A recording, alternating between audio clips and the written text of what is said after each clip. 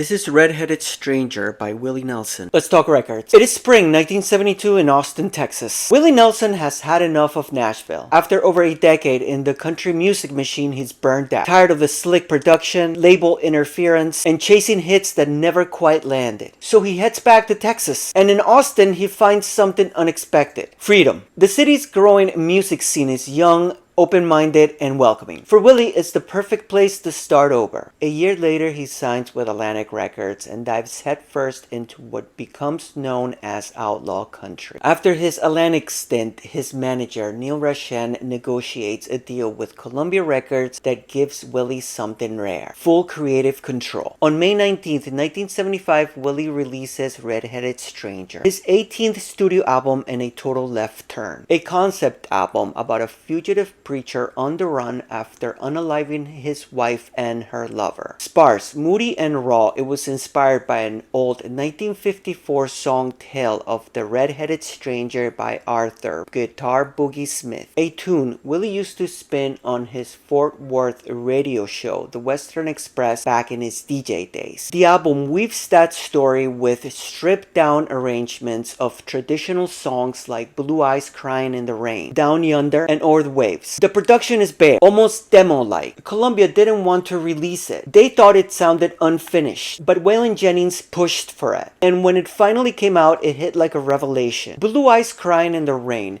written by Fred Rose, made popular in earlier versions by Roy Acuff and others, became Willie's first #1 hit. It topped the Billboard Country Chart in October 1976 and even broke into the pop charts, hitting number 21 on the Hot 100. The second single, Remember Me, reached number 2 on the country chart and cracked the Hot 100 as well. The album topped the Billboard Country Albums chart, hit number 28 on the Billboard 200, and stayed on the charts for 43 weeks. It went gold in 76 and double platinum in 1986. In 1986, Red-Headed Stranger was adapted into a film starring Willie himself. Critics and purists didn't know what to make of it at the time, but today Red-Headed Stranger is considered a masterpiece. It was Willie Nelson proving that doing it your own way can work, and that sometimes the quietest records make the loudest impact. Rolling Stone magazine ranked it number 184 on their 500 greatest albums of all time list in 2003 and 2012. In 2020, it landed at number 237. Through the ages,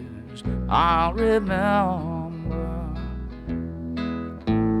blue eyes crying